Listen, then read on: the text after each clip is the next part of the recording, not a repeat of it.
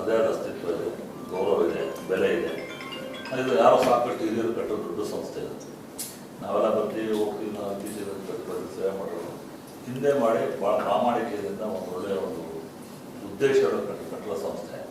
ಇದೆಲ್ಲೂ ನಾವೆಲ್ಲ all nothing but members ಎಲ್ಲ organisation. ಕೆಲವರು ಏನಾಗ್ತದೆ ಇತ್ತೀಚಿನ ದಿನಗಳಲ್ಲಿ ವಾಣಿಜ್ಯ ಮಂಡಳಿ ಅಸ್ತಿತ್ವಕ್ಕೆ ಬರುವಂಥ ಸ್ಟೇಟ್ಮೆಂಟ್ಗಳನ್ನು ವಾಟ್ಸಪ್ ಮೂಲಕ ಕೊಡುವಂಥ ಕೆಲಸ ಮಾಡ್ತಾ ಇದ್ದಾರೆ ನಮ್ಮ ಮೆಂಬರ್ಸ್ಗಳು. ನಾನು ದಯವಿಟ್ಟು ಅವ್ರಿಗೆ ಕಡೆ ರಿಕ್ವೆಸ್ಟ್ ಮಾಡ್ಕೊತಾ ಇದ್ದೀನಿ.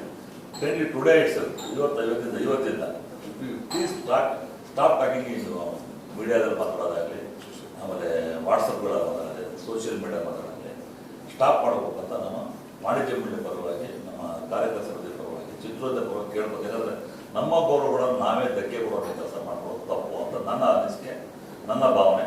ಬಹುಶಃ ತಪ್ಪು ನಾನು ಮಾತಾಡೋ ತಪ್ಪು ತಿಳ್ಕೋಬೋದು. ಆದ್ರೆ ನಿಮ್ಮ ಸಂಸ್ಥೆ ಇದು, ನೀವು ಕಟ್ಟಿರೋ ಸಂಸ್ಥೆ, ಹಿರಿಯರು ಕಟ್ಟಿರೋ ಸಂಸ್ಥೆ, ಅದು ಘನತೆ ಗೌರವ ಉಳಿಸುವಂಥ ಕೆಲಸ ನಾವು ಮಾಡಬೇಕು.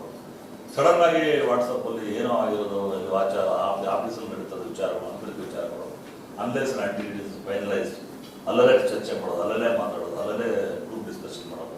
ದಯವಿಟ್ಟು ನಾನು ಕೇಳ್ತೀನಿ, ಕಳಕಳಿ ರಿಕ್ವೆಸ್ಟ್ ಮಾಡೋದು. I am requesting on behalf of the film industry, on behalf of the welfare of film industry, with the growth of the industry, I kindly request each and every members not to talk in social media unless in case ನಿಮಗೆ ತೊಂದರೆ ಇತ್ತಾ kindly come to the film chamber, give it in writing.